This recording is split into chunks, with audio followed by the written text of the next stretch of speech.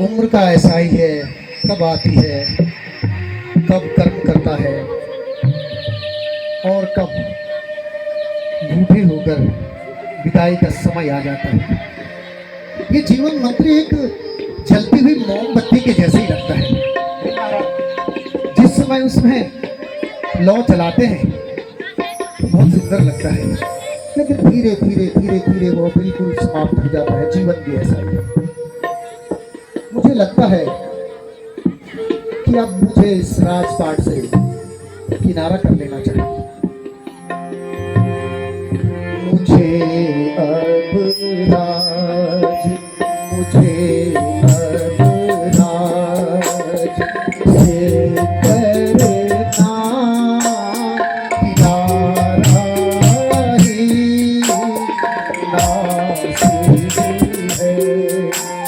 मुझे अब राज से करना किनारा ही नासिब है। जो है ईर्ष्या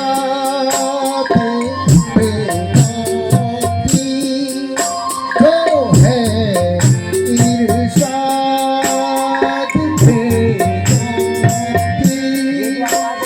उसे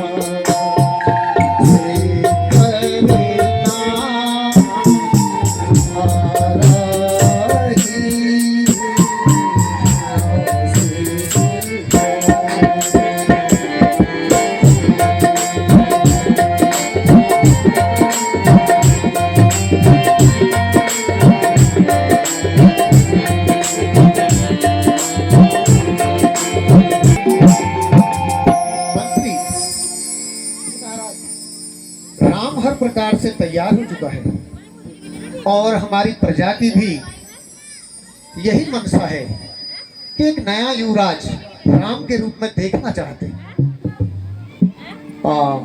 तुम गुरुजी को बुला कर लाओ, मैं उनसे कुछ मंत्रणा करता हूँ और उनका जैसा आदेश होगा उसी पर आगे हम काम करेंगे। जाओ, आप शीघ्र जाओ और गुरुजी को बुला कर लाओ। चलो गुरुजी, चलो।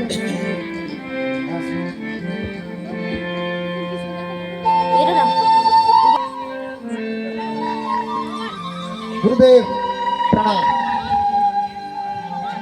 मैंने आपको एक विशेष मंत्रणा के लिए याद किया था। मैं आपसे कुछ सहमतियां चाहता हूं।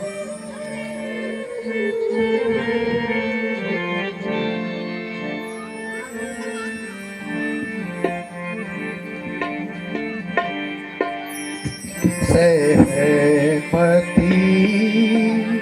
चाहता मैं तुमसे आज के गुरुवर। सहमति चाहता मैं तुम्हीं से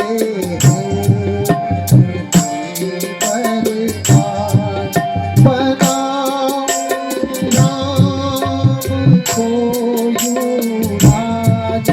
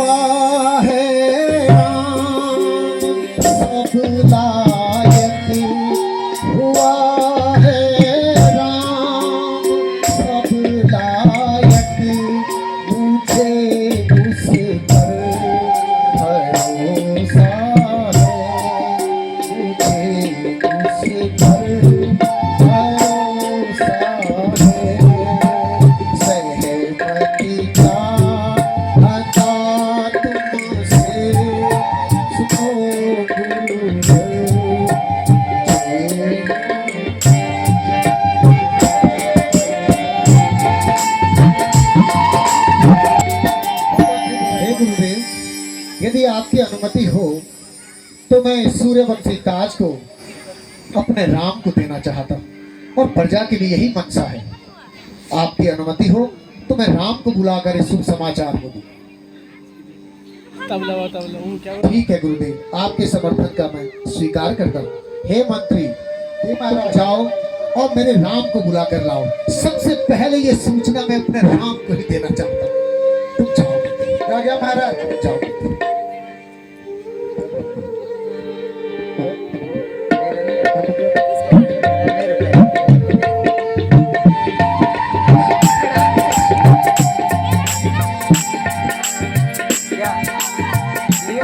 आओ मेरे लाल, आज मैं तुम्हें एक बहुत अच्छा उपहार देने वाला हूँ। तुम प्रसन्न हो? जी पिताश्री। प्रसन्न, बहुत अच्छा। इस शब्द को सुनने के लिए मैंने अपना बुढ़ापा झेला है बेटा। न जाने कितने उपाय किए हैं तुम्हें पाने के लिए, और आज मैं अपने जीवन की सारी संपदा तुम पर लुटाने वाला हूँ।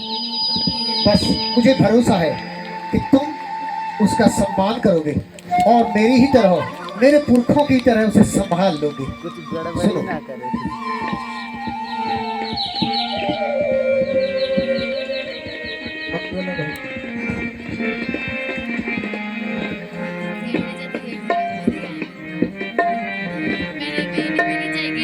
यह सबकी